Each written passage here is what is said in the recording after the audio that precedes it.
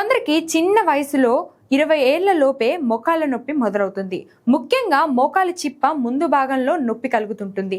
దీంతో అప్పుడే కీళ్లు అరిగిపోయాయా అని చింతిస్తుంటారు.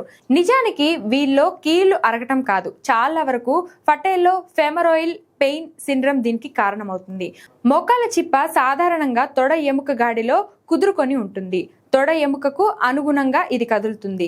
అయితే దెబ్బలు తగలడం, అతిగా నడవడం వల్ల మోకాలి చిప్ప పనితీరు అస్తవ్యస్తమై నొప్పికి దారితీస్తుంది.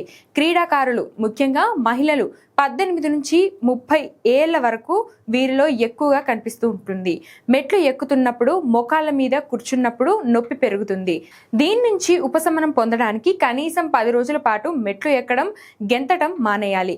క్యాఫసిన్స్ తో కూడిన మాలుమూలు రోజుకు 2 సార్లు రాసుకోవాలి. ప్రతి 2 గంటలకోసారి 4 నుంచి 5 నిమిషాల సేపు ఐస్ ప్యాక్ అద్దుకోవాలి. అవసరమైతే పారాసిటమాల్ లేదా ఐబ్రోఫ్రోఫైన్ వంటి నొప్పి మాత్రలు వేసుకోవాలి.